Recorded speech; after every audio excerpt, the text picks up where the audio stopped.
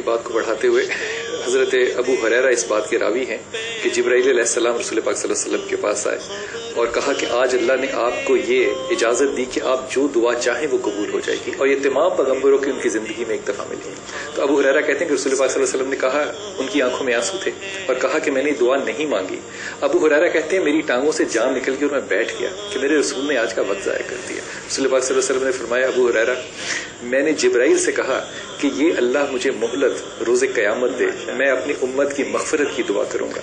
اب غور کیجئے کہ یہ جو محبت ہے، مجھے لگتا ہے کہ یہ ایکچولی اللہ کے رسول نے حق جیت لیا کہ اگر اتنا کیئرفل رسول صلی اللہ علیہ وسلم جو قیامت کے روز کا سوچ رہے اس امت کا بنتا ہے کہ انہیں سے محبت فرمائے۔ میں آپ کو ایک واقعہ یہاں بلال ہم سنانا چاہیں گے۔ ایک فارسی میں شعر ہے کہ 1000 دفعہ بھی اگر میں اپنا منہ گلاب سے دھوں تب بھی میں اس قابل نہیں ہوتا کہ حضور کا اسم مبارک لے سکوں۔ ادب کا یہ مقام ہمارے بزرگوں نے یہ قائم کر دکھایا ہے۔ ایک ادب کا پہلو ہے کہ کبھی بھی کسی صحابی نے، آپ نوٹ کریں گے کہ حضور کو یا محمد کہہ کے نہیں پکارا، فرسٹ نیم سے کسی کو کہنے کی جرت نہیں ہوئی کسی صحابی کو، یا رسول اللہ، یا سیدی، یا مرشدی، فداکم بابی، قربان میرے ماں باپ آپ پہ۔ اس کا ایک بہت خوبصورت واقعہ جو ادب رسول کی انتہا ہے ماشاءاللہ، کہ ایک پارٹیشن سے پہلے ایک اسکول میں، ہندوستان کے ایک اسکول میں کوئی انسپیکٹر، ایک دورہ تھا، مختلف باہر سے لوگ آئے ہوئے تھے، تو ایک چھوٹے سے بچے کو کھڑا کیا گیا کہ مسلمانوں کے پیغمبر کا نام بتاؤ۔ مسلمان بچہ تھا، وہ چپ ہو گیا، 10-12 سال کا بچہ ہوگا۔ تو استاد بڑے حیران ہو کے پوچھتے ہیں کیا تم کو مسلمانوں کے نبی کا نام نہیں معلوم؟ سر میں مسلمان ہوں، مجھے معلوم ہے، بتاؤ کہ۔ اب بچہ چپ، بچے نے اجازت مانگی کہ سر میں تھوڑی دیر کے لیے باہر سے ہو کے آتا ہوں۔ استاد ناراض ہوا، اس کو بہت مارا اور خون نکال دیا اس کا۔ اتنی دیر میں گھنٹی بج گئی، کہا کہ ٹھیک ہے میں تھوڑی دیر میں آتا ہوں، تم حضور مسلمانوں کے نبی کا نام یاد کر کے رکھو۔ تھوڑی دیر کے بعد جب وہ استاد واپس آتے ہیں، بچے سے دوبارہ پوچھتے ہیں، تو بچہ، اس نے اپنا خون بند کر لیا ہوتا ہے، تھوڑا سا اس کے پانی کے قطرے ٹپک رہے ہوتے ہیں اس پہ سے، تو بڑے ادب سے حضور کا اسم مبارک لیتے ہیں اور ساتھ 99 اسماء مبارک سنا دیتے ہیں۔ استاد دنگ رہ جاتے ہیں، ششدر رہتے ہیں، یہ کیا معاملہ ہے؟ پہلے تم کو نہیں معلوم تھا؟ کہتے سر مجھے معلوم تھا، لیکن میرے والد نے مجھے نصیحت کی تھی کہ کبھی حضور کا نام بغیر وضو نہ لیں۔ سر میرا وضو نہیں تھا، میں آپ سے اجازت مانگ رہا تھا کہ مجھے وضو کرنے دیں، آپ نے مجھے اجازت نہیں دی۔ شاہ صاحب بچہ تو چھوڑے، وہ والد کہاں ہے جو اپنے بچے کو یہ کہے گا کہ وضو کے بغیر یہ نہیں، وضو کے بغیر حضور کا نام نہیں لینا۔ ہم نے یہ نسل پیدا کرنی ہے۔ یاد رکھیے 2 جہانوں کی خیر ہے ادب رسول میں۔ یہاں پہ شک نہ ڈالیں اس بات کا کہ شرک اور بدعت ہے، کوئی شرک اور بدعت ادب رسول میں نہیں ہے۔ صحابہ کرام نے حضور کے منہ مبارک سنبھال کے رکھے ہیں، وضو کا پانی گرنے نہیں دیا کبھی۔ یہ نسبت جب تک اپنے رسول سے قائم نہ کریں گے، اور آج بھی وہی سنت پوری کرنی پڑے گی جو صحابہ کی ہے، فداک امی بابی یا سیدی یا رسول اللہ، قربان آپ پہ میرے مال، میرے جان، میری عزت، میری آبرو، میرے بچے آپ پہ قربان۔ وہ ہمارے رسول ضرور ہیں، لیکن یقین کیجئے ہم نے ان کو اپنا مرشد نہیں مانا، اپنا معشوق نہیں بنایا۔ اللہ کے رسول کو اپنا معشوق بنانا پڑے گا، عشق کرنا پڑے گا جنون کی حد تک۔ ایک فارمیلٹی میں رسول نہیں کہ کتاب دے کے چلے گئے ہم کو اور ہم نے کچھ لاز ان سے لے لیے، نہیں، یہ نسبت نہیں۔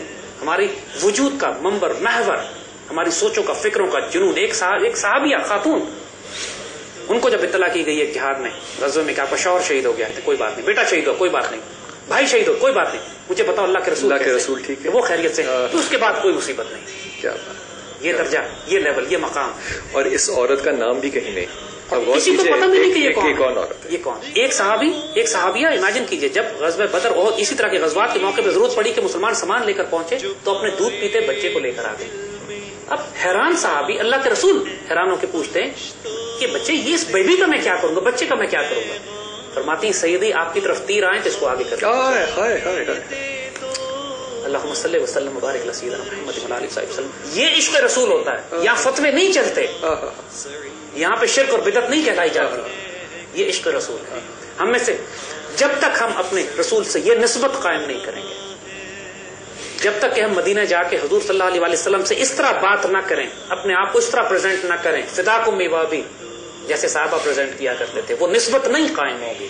اس کو شعوری طور پر بلڈ کرنا پڑے گا۔ شاہ صاحب ایک اور جگہ جو مجھے لگتا ہے کہ ہم نے بہت ویک فوٹنگ پہ جہاں ہم کھیل رہے ہیں، کہ رسول پاک صلی اللہ علیہ وسلم نے اپنی چادر جو ہے وہ صرف 3 عورتوں کے لیے بچھائی، اور اللہ کے رسول نے حکم دیا کہ اپنی عورتوں کو مسجدوں میں لے کے جایا کرو۔ ہم نے اسی رسول پاک صلی اللہ علیہ وسلم کے حکم کی خلاف ورزی کرنی شروع کر دی، ہم نے اپنی ہی عورتوں کو کمتر بنا دیا۔ اب صحابی نے کہا کہ یا رسول اللہ 2 بیٹیوں کا ذکر آیا تو کہا وہ قیامت کے روز میرے سجدہ کرتے۔ ایک صحابی نے جلدی سے کہا یا رسول اللہ میری 1 بیٹی ہے، کہا وہ بھی۔ اس پہ بلال ایک واقعہ دیکھیے. سیدہ عائشہ طاہرہ فرماتی ہیں ایک مرتبہ ایک عورت ان کے پاس آئی 2 بیٹیوں کے ساتھ. تو سیدہ عائشہ طاہرہ نے اس کو 3 کھجوریں دی اس عورت کو. اس عورت نے اپنی کھجور اپنے ہاتھ میں رکھی, ایک بیٹی کو دی, دوسری بیٹی کو دی, اور دونوں بیٹیوں نے وہ کھجوریں کھا لی. اور پھر اس سے پہلے کہ یہ عورت اپنی کھجور کھاتی, ان بیٹیوں نے اس سے یہ کھجور بھی مانگ لی. اب اس ماں نے کیا کیا کہ کھجور کو برابر 2 حصوں میں توڑا, ایک چھوٹی بچی کو دیا, دوسری بچی کو دیا. سیدہ عائشہ طاہرہ حیران ہو گئی اس کے اس انصاف پر اور اس پیار پہ جو ماں نے اپنی بچیوں کے ساتھ کیا. حضور سے جب بیان فرمایا تو حضور فرماتے ہیں حیران کیوں ہوتی ہو, اس عورت نے صرف اتنے سے عمل کی وجہ سے جنت کما لی.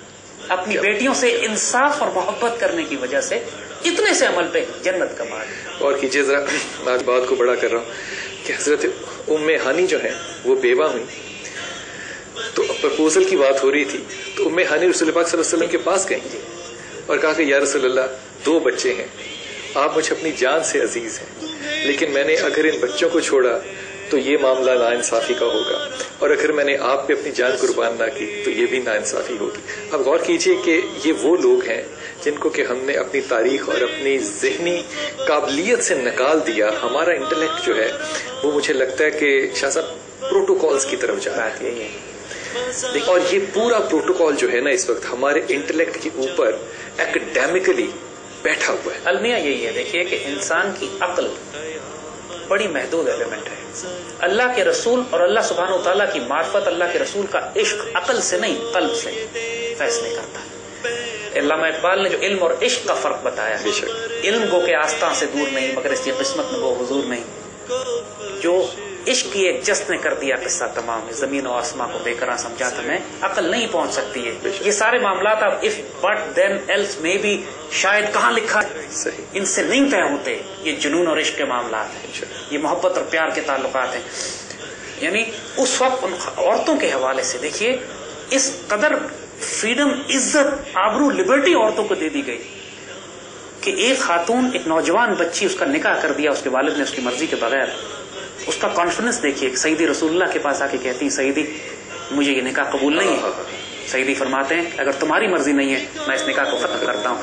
پھر وہ صحابیہ فرماتی ہیں نہیں سیدی اب میں اس نکاح پر قائم ہوں, کیونکہ میں اپنے باپ کی مرضی مان لیتی ہوں, لیکن میں یہ ثابت کرنا چاہتی تھی کہ آپ نے, اللہ کے رسول نے ہمیں حق کیا دیا. بہت شکریہ شاہ صاحب, بہت قیمتی وقت میں سے وقت نکالا. ایک مجلس تھی اور حضرت سفیان بیٹھے تھے اور انہوں نے کہا یا رسول اللہ صلی اللہ علیہ وسلم مجھے صرف ایک ایسی نصیحت فرما دیجئے جو کہ میری زندگی کے لیے کافی ہو اور پھر مجھے اور کہیں نہ جانا پڑے. آپ نے ایک چھوٹا سا جملہ کہا, آپ نے کہا اللہ پہ ایمان لا اور پھر اس پہ جم جا, اس دعا کے ساتھ کہ اللہ ہمیں یہی ایمان, یہی کامل ایمان اس رمضان میں عنایت کرے. انشاءاللہ آپ سے کل ملاقات ہوگی. السلام علیکم ورحمۃ اللہ وبرکاتہ.